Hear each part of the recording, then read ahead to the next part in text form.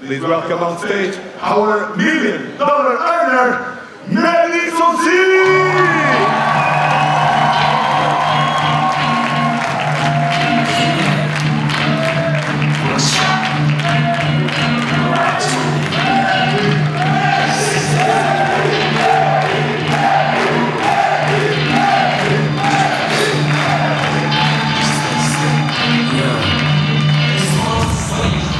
Thank you, bro.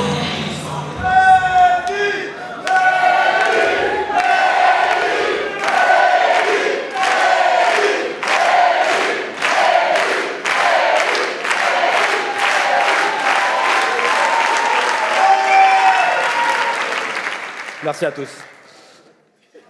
Bonjour à tous. Je vous ai préparé quelque chose. Ça fait très longtemps que je tiens à le partager. Ça a été une de mes plus grandes prises de conscience, non pas dans ma carrière, mais dans ma vie simplement. Vous savez, ce que j'ai réalisé grâce au marketing de réseau, et je ne parle pas de réalisation matérielle ou financière, je parle de réalisation personnelle au fond de mon esprit, c'est que nous sommes tous emprisonnés mentalement et émotionnellement.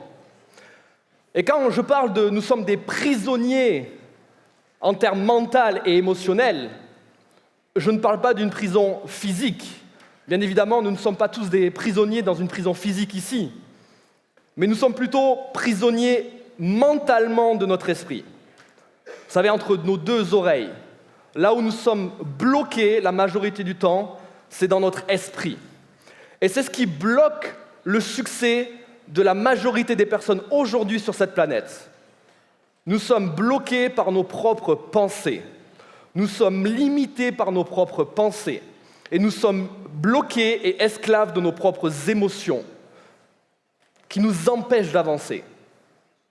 Là où je veux en venir, c'est que lors de cette session, ce que je veux partager avec vous, c'est comment vous libérer de cette prison pour aller chercher votre liberté. Et je ne parle pas de liberté financière, je parle de vous libérer de cette prison qui vous empêche d'avancer. Vous savez comment expliquer que certaines personnes qui démarrent après vous le marketing de réseau, avec le même niveau de compétence, atteignent des rangs plus vite? La majorité du temps, c'est parce que ces personnes-là ne se limitent pas elles-mêmes. Ces personnes-là sont libérées directement. Certains d'entre vous, vous bloquez votre succès, vous bloquez votre liberté par vos propres pensées internes. Là où je veux en venir, c'est que, à mes 18 ans, avant de rencontrer le marketing de réseau, j'avais réalisé une chose.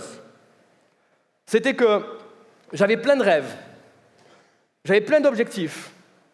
Et quand je suis tombé dans une routine à l'âge de 19 ans, parce que la plupart d'entre vous connaissez mon histoire, à 19 ans, fauché en termes de temps et d'argent, je suis rentré dans un système de pensée qui était très limitant. Le fait de commencer à penser que le succès, c'était que pour les autres, et pas pour moi. Le fait de commencer à penser que j'avais peut-être pas choisi la bonne voie d'études qui pouvait m'amener la liberté que je désirais. Et je commençais à entrer dans un système de discussion interne avec moi-même qui était très bas. Ce qui m'amène à vous partager que la seule et unique personne avec qui vous avez un échange continuel, 24 heures sur 24, 7 jours sur 7, c'est vous et votre esprit. Vous et vous-même avez une discussion continue. Et vous savez, la meilleure chose qui pourrait nous arriver, c'est de pouvoir avoir l'enregistrement d'une seule journée. L'enregistrement d'une seule journée de cette discussion interne. Et de la mettre dans un lecteur et d'appuyer sur play. Et vous réaliseriez énormément de choses. Vous réaliseriez surtout les raisons pour lesquelles vous n'avez probablement pas le succès que vous voulez aujourd'hui. Vous réaliseriez aussi que les personnes avec qui vous passez du temps, les personnes qui sont là souvent autour de vous, qui échangent avec vous, qui ont une influence sur vous, viennent interagir dans ce discours interne.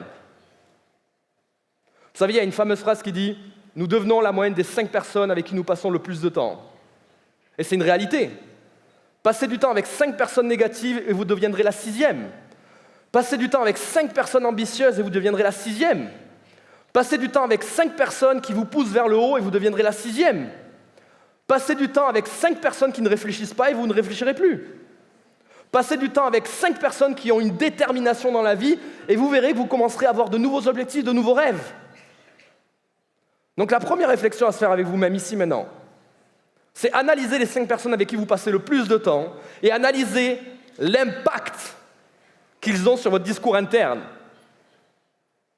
Est-ce que les personnes avec qui vous passez le plus de temps sont des personnes qui vous valorisent, sont des personnes qui vous portent vers le haut, sont des personnes qui vous disent « c'est bien ton activité, tu es un entrepreneur, je suis fier de toi, va chercher tes rêves ».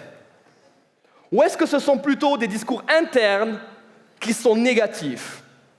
Mais laissez-moi vous partager une prise de conscience très importante. Il est très simple de s'éloigner des personnes négatives. C'est simple de s'en éloigner. Mais il est dur de s'éloigner de soi-même. On ne peut pas s'éloigner de son propre esprit. Donc si vous vous laissez contaminer à longueur de temps, vous allez vivre dans un esprit contaminé, fait de pensées limitantes et d'émotions limitantes, et vous restez emprisonné de vos échecs. Si vous voulez vous libérer de cette sensation, si vous voulez vous libérer de cet état d'esprit négatif, de ces pensées limitantes, commencez à côtoyer des personnes qui veulent votre succès. Commencez à côtoyer des personnes qui vous inspirent. Parce que les personnes qui se pensent plus intelligentes que les autres, moi je suis quelqu'un de positif, je peux absorber tout le négatif. Rappelez-vous de cette loi, le 5+1. Les 5 personnes avec qui tu passes le plus de temps, la 6e tu deviens. Personne sur cette planète n'est assez fort mentalement pour effacer cette loi. Et malheureusement, ça peut être des amis proches, ça peut être la famille. On ne manage pas la vie des autres. On manage sa propre vie. Donc vous n'êtes pas responsable qu'un ami ou un membre de la famille soit lui négatif. Par contre, vous êtes responsable de votre propre vie. Vous êtes responsable de vos pensées. Et rappelez-vous de cette vision de pouvoir enregistrer une journée. Qu'est-ce que vous vous dites? Ne serait-ce que sur les 72 dernières heures. Qu'est-ce que vous vous êtes dit avec vous-même? Si vous avez cette possibilité de l'enregistrer et de faire lecture et de réécouter, est-ce que vous commencez à comprendre un petit peu qu'est-ce qui se passe? Parce qu'avant d'avoir, vous savez, quelque chose de grand qui se bâtit extérieurement, il faut d'abord bâtir grandement son monde intérieur. Vous savez cette phrase que je vous répète souvent, le monde extérieur est le reflet du monde intérieur. Comment est-ce que vous bâtissez votre monde intérieur? Comment est-ce que vous communiquez avec vous-même? Hier, je vous parlais de la manière de communiquer extérieurement. Aujourd'hui, je vous parle de la manière de communiquer intérieurement. Qu'est-ce que vous vous dites à vous-même? Si vous aviez le pouvoir d'être dans un miroir, quel serait le conseil que vous donneriez à la personne que vous voyez en face de vous qui est vous-même? Est-ce que vous cesseriez de dire « tu n'es pas capable », tu doutes, tu as des craintes, tu as des peurs, et est-ce que tu commencerais à donner des conseils sur « va au bout de tes rêves, va au bout de tes objectifs, libère-toi de toute cette pression mentale ». Libère-toi de ces chaînes mentales que tu crées au fin fond de ton esprit toi-même. Ce n'est pas les autres qui décident de créer les chaînes mentales que l'on se constitue année après année. C'est nous qui décidons, à travers l'entourage que l'on côtoie et à travers les décisions de discours internes que l'on prend, de bâtir ces chaînes mentales.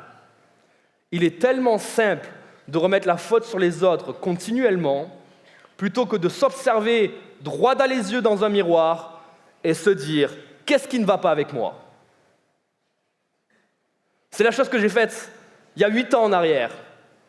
Quand je démarre le marketing de réseau, que je n'ai pas les résultats que je veux, je me mets droit face à un miroir et je me pose cette question, qu'est-ce qui ne va pas avec toi? Parce que c'est toujours plus simple de dire, c'est la compagnie qui ne va pas, qui ne me donne pas les outils que je désire. C'est les leaders qui ne m'accompagnent pas assez bien.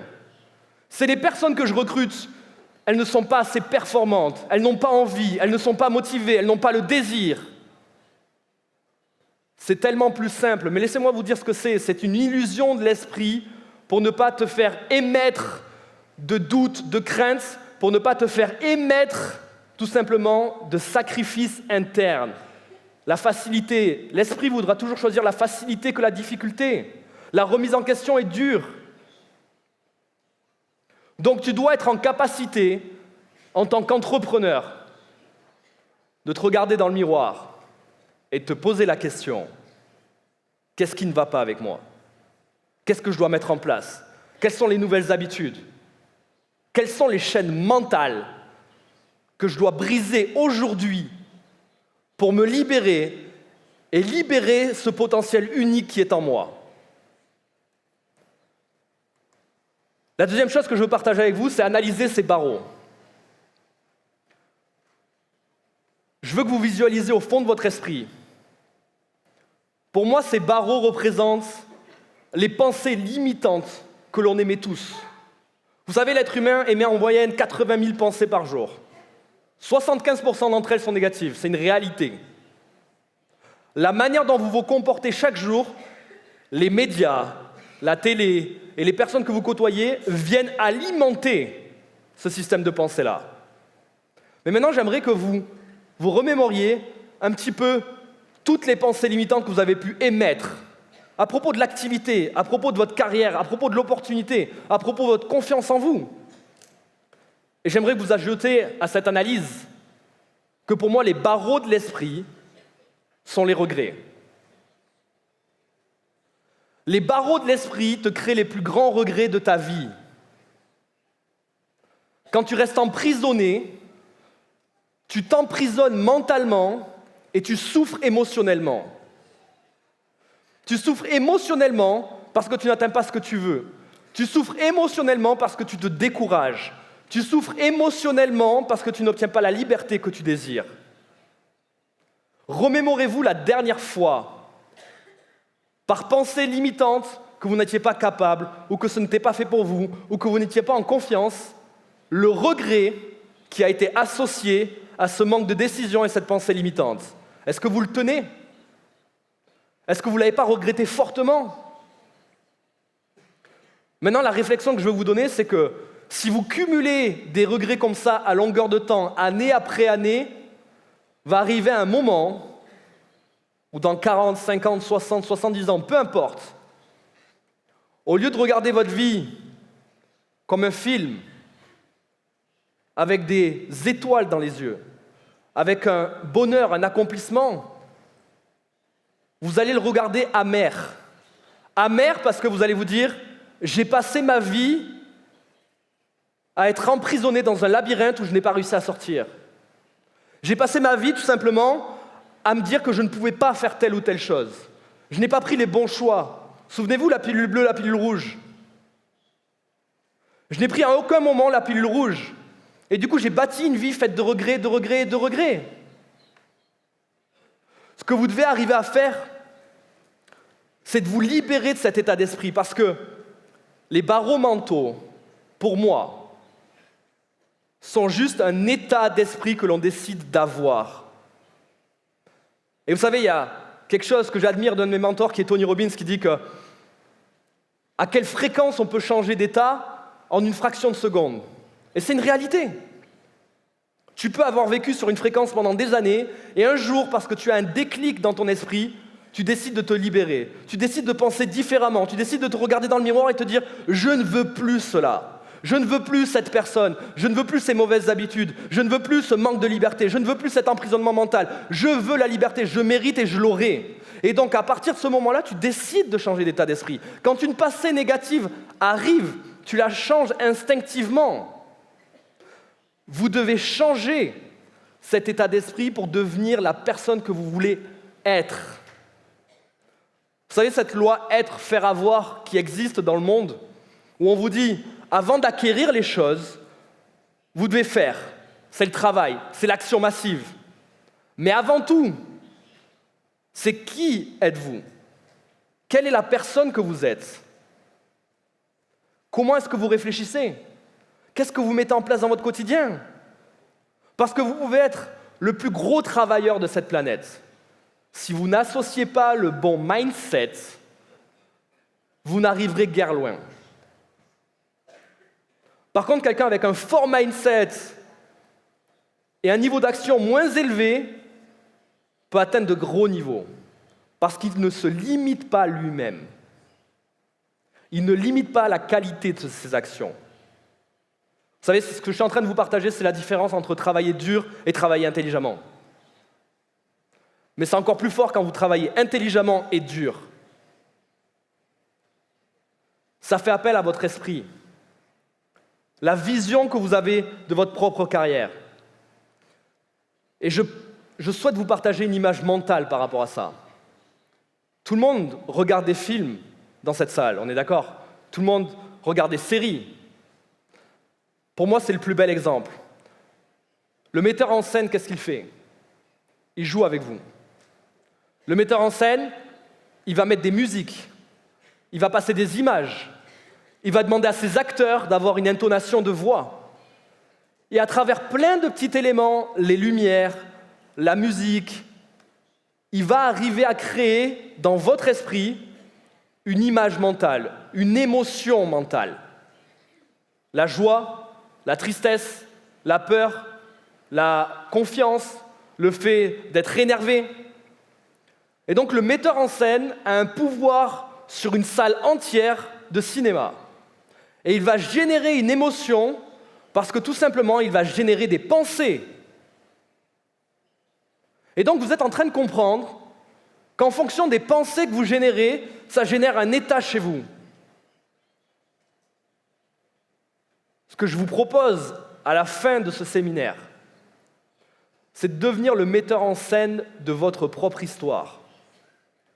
D'arrêter de voir l'histoire se dérouler par elle-même et d'en devenir le maître. Vous avez le droit d'être votre propre metteur en scène. Vous avez le droit de contrôler vos pensées. Vous avez le droit de contrôler ce qui arrive dans votre esprit et ce qui en ressort. Nous ne contrôlons pas les événements extérieurs. Nous ne contrôlons pas ce qui se passe extérieurement, mais nous pouvons contrôler ce qui se passe intérieurement et la réaction que nous allons avoir intérieurement. Souvenez-vous de cette loi. 10%, c'est ce qui se passe en interne, 90%, c'est ce qui va arriver. 90% du temps, vous ne contrôlez pas ce qui se passe. Par contre, 10% du temps, vous contrôlez, vous, ce que vous souhaitez. Et donc, si on inverse cette loi, l'impact sur votre esprit, c'est 10% extérieur et 90% ce que vous en faites. Vous devez contrôler vos pensées pour vous libérer de cet emprisonnement mental.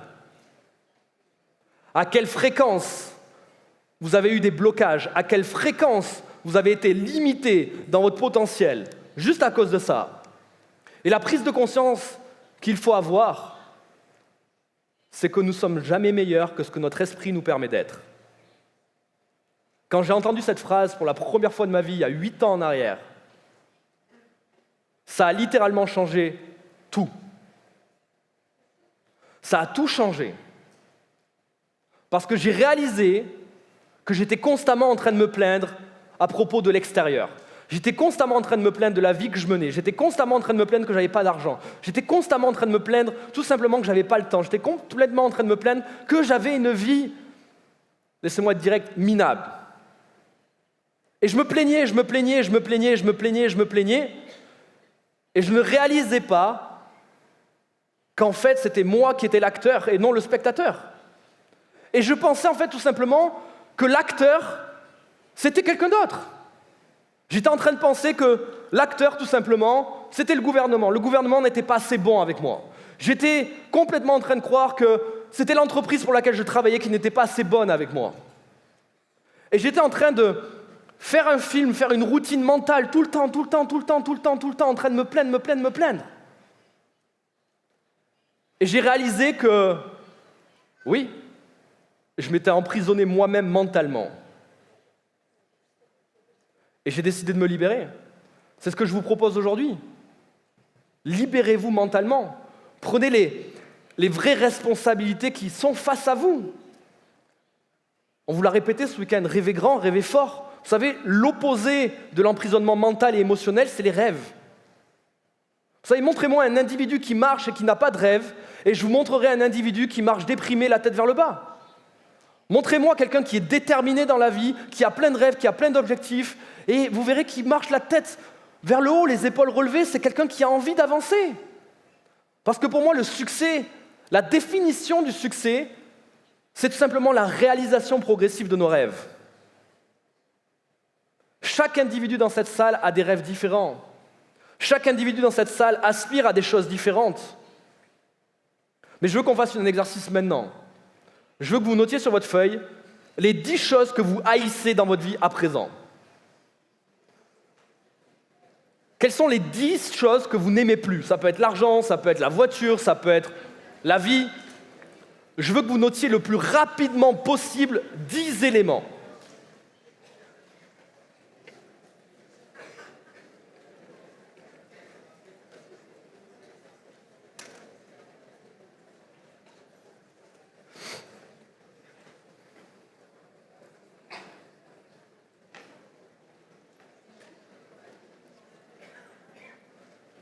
On va le faire à cette cadence. Premier élément.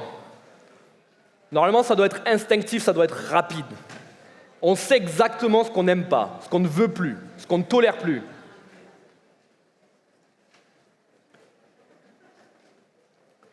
Deuxième. Troisième. Quatrième. Cinquième. Sixième. Septième. Huitième. Neuvième. Dixième. Maintenant, je vais faire la même chose avec vos rêves. Et je vais aller à la même cadence. Quels sont vos rêves? Premier. Deuxième. Troisième. Quatrième. Cinquième. Sixième. Septième. Huitième. Neuvième. Dixième. La majorité d'entre vous, vous allez réaliser une chose. C'est que c'était très simple de noter 10 choses que vous ne voulez plus et c'était très compliqué de noter 10 choses que vous désirez vraiment. 10 vrais rêves. Je parle de 10 vrais rêves. Comprenez bien une chose. Il est important que vous gardiez ces rêves en tête. Vous allez sortir de cette salle, il va y avoir plein d'embûches. Vous allez avoir des personnes qui vont essayer de se mettre entre vous et votre ambition et votre détermination. Je nomme ça souvent, vous savez, les dream stealers, les briseurs de rêves. Des gens qui ne sont pas là pour vos victoires, ils sont là pour vous garder près d'eux dans la négativité. Ils ne sont pas en accord avec vous. Ils ne veulent pas la même chose que vous, ils ne voient pas la même chose que vous, ils ne comprennent pas ce que vous voulez. Et vous savez, il y a un élément qui m'a fait très mal à mes débuts en marketing de réseau, c'est quand je suis sorti de mon premier événement, comme vous aujourd'hui, de cette salle, j'étais ambitieux. C'était la première fois de ma vie que je ressentais une motivation comme celle-ci. C'était la première fois de ma vie que je ressentais énormément de détermination. C'était la première fois de ma vie que je me disais, je vois enfin une possibilité d'évolution différente. Et je suis retourné voir tout mon entourage. Et j'avais cette énergie qui débordait. Et vous savez, quand on me proposait d'aller boire un verre, je disais non, il faut que je fasse des présentations. J'ai des rêves à aller accomplir. Et quand on me disait, tu veux pas qu'on parte là ce week-end? Non, ce week-end, j'ai des meetings, ce week-end, j'ai des travel parties. Ce week-end, j'ai plein de personnes à voir. Et donc j'ai refusé 1 fois, 2 fois, 3 fois, 4 fois. Et à un moment donné, il y a plein de personnes qui sont venues me voir et qui m'ont dit, Mehdi, ton business, tu t'es complètement fait laver le cerveau. Est-ce que c'est arrivé à des personnes dans cette salle? Je vais vous mettre en garde par rapport à ça. Les gens ne comprennent pas le changement des autres. Et la vraie vérité, on ne s'est pas fait laver le cerveau. La vraie vérité, c'est que les gens pensent qu'on s'est fait laver le cerveau. Pourquoi? Vous savez, je leur ai répondu ça très cash. Sérieusement, laver le cerveau parce que je pense à mes rêves. Sérieusement, laver le cerveau parce que je me suis découvert une détermination et une ambition pour ne plus être dans une routine et avancer dans ma vie. Sérieusement, laver le cerveau parce que tout simplement j'ai envie d'avancer et j'ai pas envie de rester au stade zéro toute ma vie. Sérieusement, laver le cerveau parce que tout simplement j'en ai marre financièrement de souffrir et que je veux quelque chose de différent. Sérieusement, laver le cerveau parce que j'en ai marre de ne pas avoir le temps dans ma vie. Sérieusement, laver le cerveau parce que j'ai envie de voyager dans le monde entier. Et vous savez, la réalité, c'est ce que j'ai répondu à l'époque. C'est toi qui t'es fait laver le cerveau. C'est toi qui t'es fait laver le cerveau parce que tu espères quelque chose qu'on t'a conditionné de par les gouvernements, où on t'a fait espérer qu'aller chercher un bon job, faire des études et toucher ton salaire te ferait vivre et qu'à bout de 45 ans, tu aurais une retraite extraordinaire et que tu profiterais d'une liberté extraordinaire. Donc je ne me suis pas fait laver le cerveau, c'est toi qui te l'as fait. Tu devrais ouvrir les yeux aujourd'hui. Arrêtez d'écouter les gens qui n'ont pas le style de vie que vous voulez. Je sais que ça peut faire mal, mais n'autorisez pas les gens à vous faire retourner dans cet emprisonnement mental. Ils le sont, eux. Vous ne l'êtes plus. Ça va être dur. Je préfère être honnête avec vous aujourd'hui et vous le dire. Vous êtes préparés. Je ne l'étais pas à l'époque. Et quand on m'a dit ça pour la première fois, ça m'a fait mal. Ça m'a fait mal parce que ça venait de mon meilleur ami, qui ne comprenait pas pourquoi je faisais ça, pourquoi je faisais tous ces sacrifices. Il ne comprenait pas ce changement de vision, ce changement d'état d'esprit. Vous devez le comprendre aujourd'hui. Est-ce que vous avez le désir de devenir comme la majorité des personnes que l'on entend arriver à un certain âge qui ne travaillent plus, par exemple, et se plaindre continuellement « je n'ai pas l'argent, je n'ai pas le temps ». Ça, c'est la phrase récurrente que j'entends. Ou est-ce que vous voulez bâtir votre avenir dès maintenant? C'est ça, sortir du conditionnement. C'est ça aussi, sortir de la matrice. Sortir de la matrice, c'est adopter un système de pensée et un état d'esprit totalement différent de celui que vous avez toujours eu. Et c'est être prêt à faire face à des réflexions et à des personnes qui ne seront pas alignées sur ce système de pensée-là, qui ne le comprendront pas. Vous savez, ce qui m'a aidé également, c'est le développement personnel. Et vous savez, ce que j'ai rencontré dans ma carrière également à propos du développement personnel, c'est que j'ai connu plein de gens qui m'ont dit le développement personnel, j'en ai pas besoin. Malheureusement, ceux qui disent qu'ils n'en ont pas besoin, c'est ceux qui en ont le plus besoin. Vous avez besoin de cela. Le développement personnel, c'est le développement de votre personne interne, de votre discussion interne. Ça améliore votre système de pensée, ça améliore la manière dont vous générez des pensées, ça améliore votre confiance en vous-même, ça améliore la personne que vous devenez et ça ouvre la porte de l'emprisonnement mental. Ça vous fait vous libérer émotionnellement et mentalement. Je suis un fervent croyant que le développement personnel crée des hommes libres. Si vous entendez cela pour la première fois, n'attendez pas de l'entendre 10 fois avant de vous y mettre. Gagnez du temps maintenant.